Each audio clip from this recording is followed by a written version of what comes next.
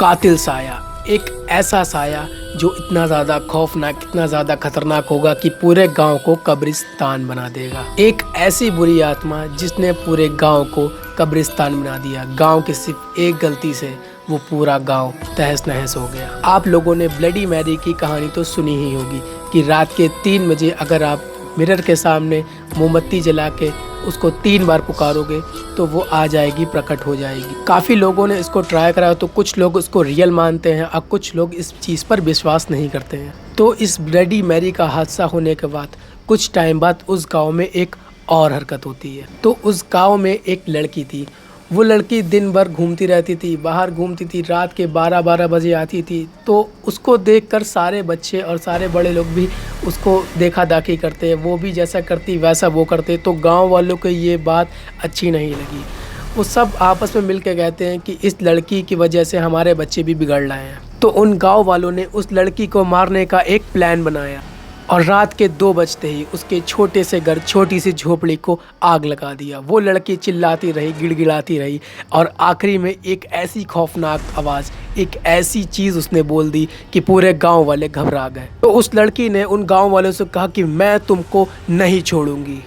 गांव वाले उसकी ये बात सुन के बहुत ज़्यादा घबरा जाते हैं और कुछ दिनों तक तो नॉर्मल ही रहता है। तो रात होते ही धीरे धीरे करके बच्चे गायब होने लगे और सुबह उठ के जब गांव वाले वहां पर खून पड़ा हुआ देखते हैं तो उस खून का पीछा करते हैं और देखते हैं कि वहां पर एक लाश पड़ी होती है।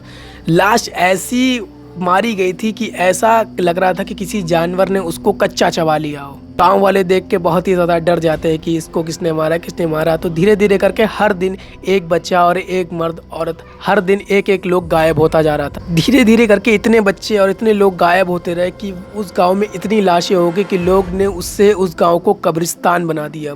वहाँ इतनी सारी लाशें इकट्ठा हो गई कि वहाँ पर लाश को दफन करने के लिए भी जगह नहीं थी। वो पूरा गांव कब्रिस्तान बन चुका था। गांव वालों की एक गलती ने उस गांव को कब्रिस्तान बना दिया। तो गांव वालों ने एक पंडित या किसी तांत्रिक को बुलाया।